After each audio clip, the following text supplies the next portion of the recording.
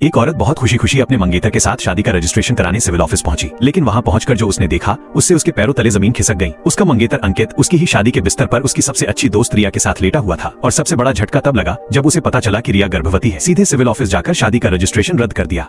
कर्मचारी बोला, मैडम आज कैंसिल किया तो फिर 6 महीने बाद नंबर आएगा। अंकित हिचकिचा गया, क्योंकि अगर वो 25 साल से पहले शादी नहीं करता तो उसे अपने दादा की पारिवारिक विरासत नहीं मिलती। लेकिन अब वो अचानक इतनी जल्दी शादी करने के लिए दुल्हन कहां से लाए। उसी वक्त उसकी मुलाकात सिविल ऑफिस में आए एक बड़े बिजनेस टाइकून मोहन मल्होत्रा से हुई। मोहन की तय की गई दुल्हन एन वक्त पर नहीं आई थी। मोहन जी, आपकी दुल्हन नहीं आई और मेरा दूल्हा भाग गया, क्यों ना हम कॉन्ट्रैक्ट मैरिज कर ले।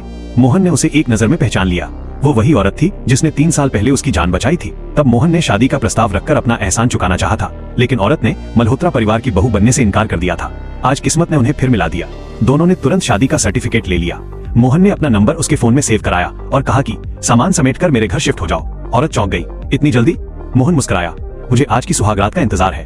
मोहन के जाते ही अंकित वहाँ आ धमका। उसने देखा कि वो किसी और आदमी के साथ थी तो गुस्से से बौखला उठा। तुम मेरी होने वाली बीवी हो और इन आवारा लोगों के साथ घूम रही हो। औरत ने इस बार चुप रहना नहीं चुना, उसने हर बात का जवाब दिया। तभी उसने कार में बैठी रिया को देख लिया। तुम रजिस्ट्रेशन कराने गई थी और साथ में रोहन को भी ले आई? रिया ने बहाना बनाया, उसका दिल ठीक नहीं था, मैं उसे हॉस्पिटल ले जा रही थी। ये पहली बार नहीं था, हर बार जब शादी की तारीख आती रिया बीमार हो जाती। असल में अंकित कभी उससे शादी करना ही नहीं चाहता था। बहस बढ़ती गई। रिया घबरा गई क्योंकि अगले दिन एक बड़ा फैशन शो था जिसमें वो चाहती थी कि औरत उसकी जगह जाए। रिया ने झूठी हमदर्दी दिखाते हुए समझाया, लेकिन गुस्से में औरत ने उसका हाथ झटक दिया। अचानक रिया सीढ़ियों से गिर पड़ी। अब अंकित और रिया को उसे शो में भेजने का और भी बड़ा बहाना मिल गया। सालों से वो औरत रिया की जगह शो करती आई थी, इनाम दिलवाती रही, लेकिन खुद को कुछ नहीं मिला। अब घायल हो गई है तो शो मत करो, औरत ने कहा। अंकित बोला, 80 करोड़ का कॉन्ट्रैक्ट है, तुम पहले भी उसकी जगह जाती रही हो, इतना ड्रामा क्यों? औरत ठंडी आवाज में बोली, ठीक है मैं जाऊंगी, लेकिन अंकित बाद में पछताना मत।